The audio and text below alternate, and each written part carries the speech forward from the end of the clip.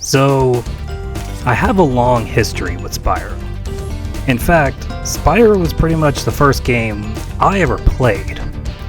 And due to being a gamer on a budget my entire life, I absolutely had to get the most out of the games that I had available to me. This meant putting in ungodly amounts of hours playing these games and immersing myself in these imaginative worlds. And with that I say, hello everybody, I hope you are doing well. My name is GoTrunks_Armada, and today I will be bringing you guys a lore video about the orbs that we can collect in Spyro 2 Ripto's Rage. Now, surprisingly, I have not seen too many people talk about orbs from the Spyro games, so I would like to share my thoughts on them and what I have learned growing up with these original games. So, without further delay, let's get started. First and foremost, what are orbs in Spyro? Well, orbs are a secondary collectible that act as incentive for completing challenges, minigames, and finding those hard-to-reach areas throughout Spyro 2 Ripto's Rage. However, during the endgame, these become the primary collectible as 40 orbs are required to fight the final boss and beat the game. These orbs are green spheres with golden rings that hold immense magical power that can be used for pretty much anything and everything that the plot demands them to be able to do.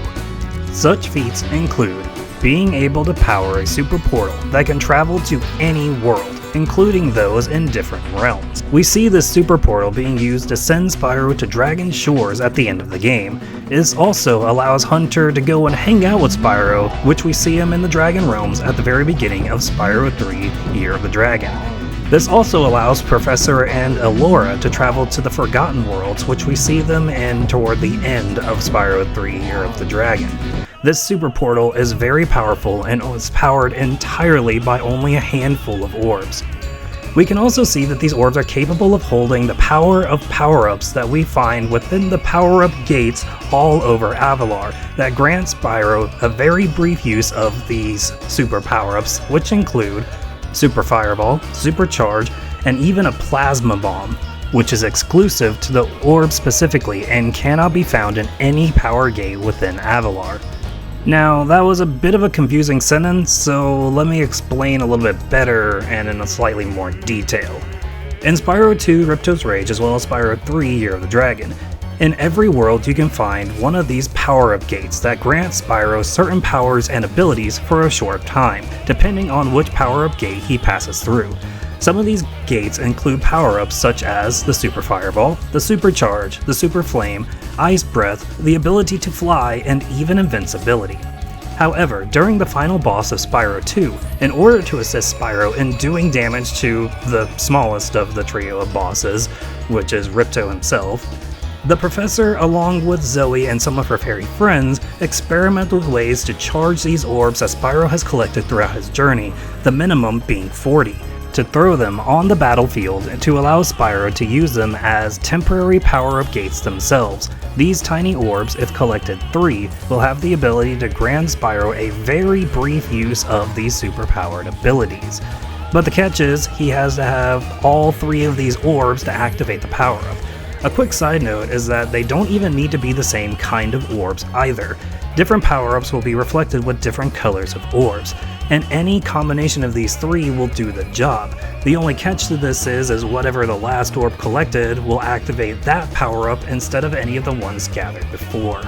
The orbs are also powerful enough that you can pull a dragon from portal travel away from their intended destination and force a crash landing through a different portal altogether.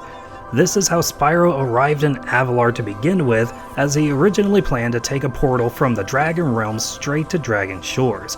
And keep in mind, this feat was accomplished by only using 2 of these magical green orbs. We also see orbs being used as a means to unlock and power some of the regular portals throughout Avalar, a prime example being the Speedways. We can also see them being used to magically stir up whirlwinds. Whirlwinds, which are magical winds that are used to carry Spyro up to high points that he would not be able to get to otherwise.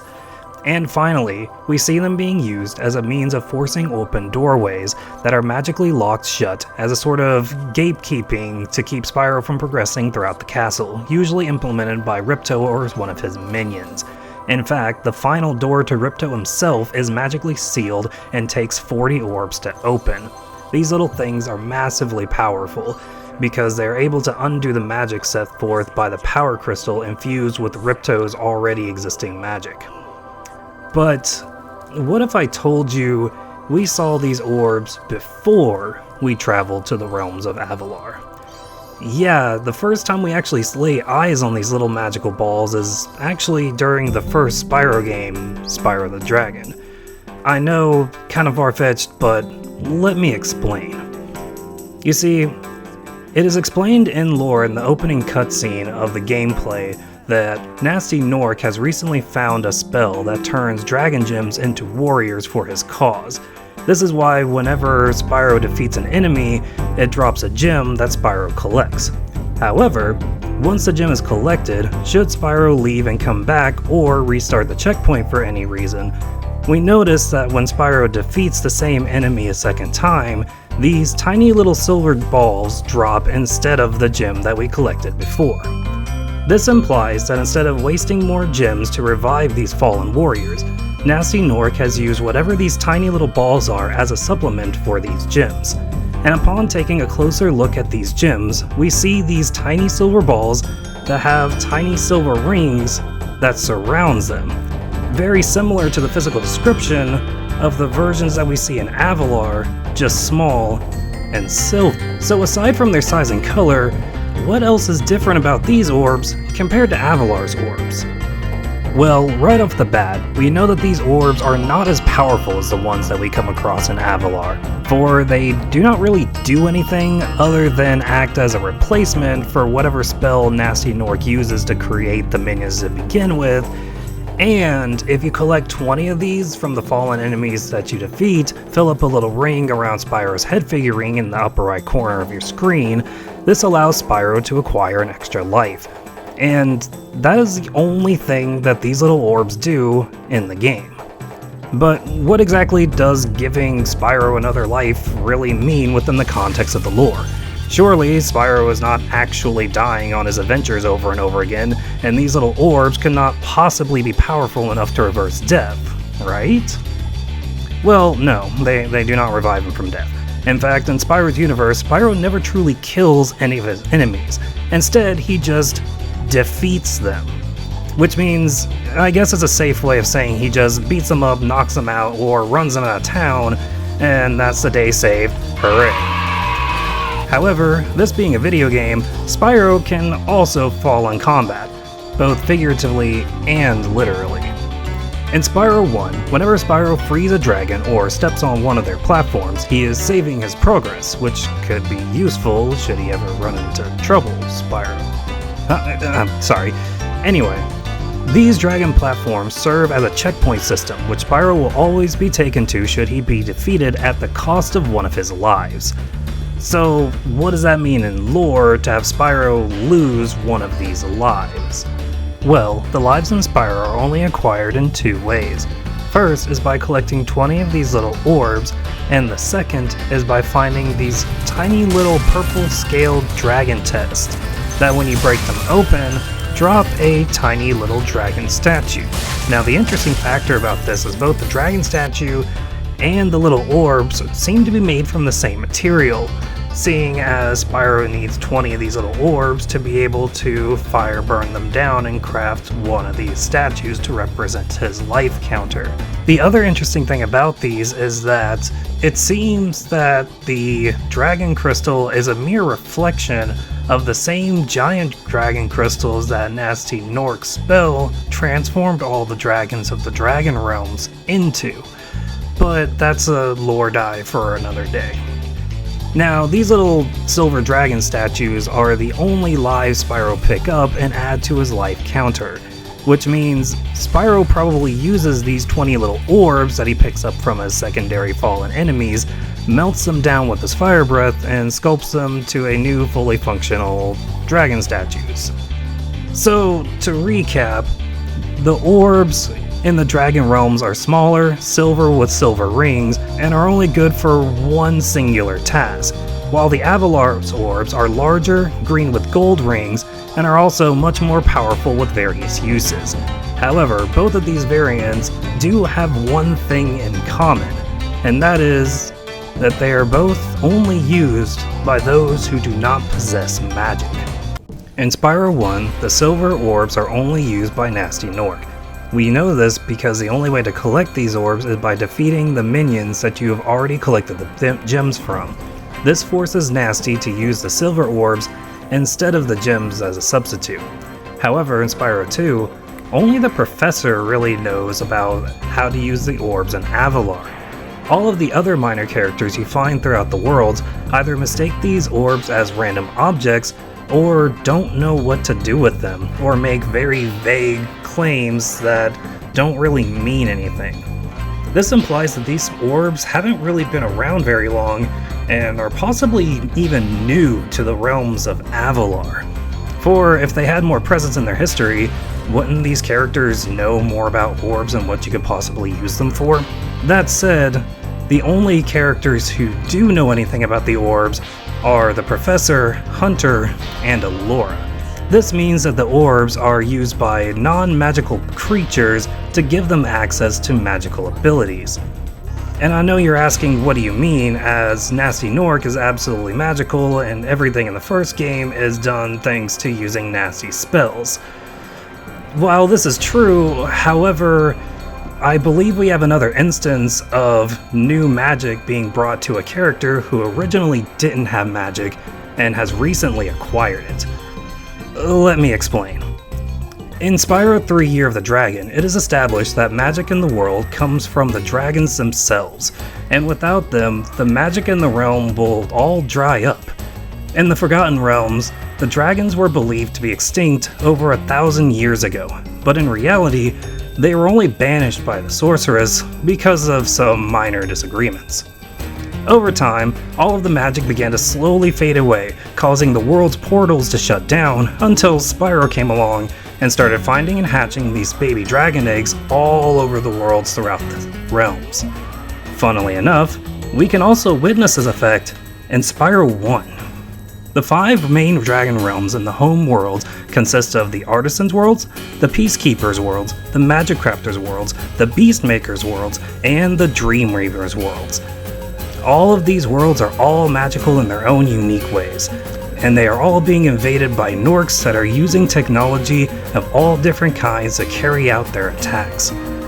Gnasty's world itself, though, is industrial, unnatural, and almost deprived of magic.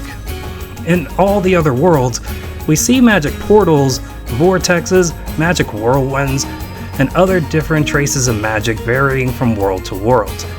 However, with Gnasty's magic portals, travel between the cove, the harbor, and his lair itself, along with his loot. But there are no dragons out here, so how is this portal travel even possible?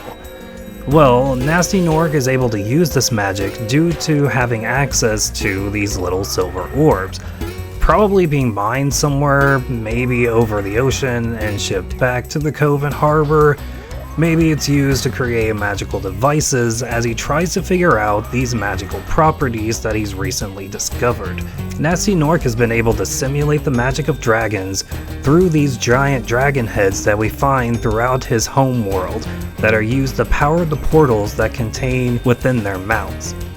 More likely being made of regular metal, and the silver from the orbs being made that allow that dragon heads to be magically charged by embedding them within the statues. We can also assume that the scepter that he wields also has traces of these orbs that allow it to use magic and spells, for Gnasty himself cannot use any magic if he doesn't have his scepter. We can also see that the magic is new because as the game starts with the dragons being concerned and interviewing one of the elders about whether Gnasty Gnorc is becoming a dangerous threat or not. All of this is possible thanks to the orbs that Gnasty has now started using and now being able to hoard from his outside stash. That said, while it does seem Gnasty is almost an infinite amount of these orbs, wherever they are, the same cannot be said for Avalar. In Avalar, we only have 64 orbs throughout the whole game that Spyro can collect. Now, the orbs being collected and hoarded can be a byproduct of dragon magic from the dragon worlds. However, in Avalar, there was never any dragons to begin with, which is why Ripto loved it so much. In fact, judging by the other characters' reactions, this is the first dragon anybody has ever seen. So where does the magic in Avalar come from? The magic in Avalar comes from talismans and orbs, as everything magical that happens in Avalar are only possible through the use of these magical items. Now, what we don't know is how exactly the orbs and talismans got this magic, and how they're all so powerful. Or do we? I believe this answer can be found in how the power-up gates in each of the worlds are activated.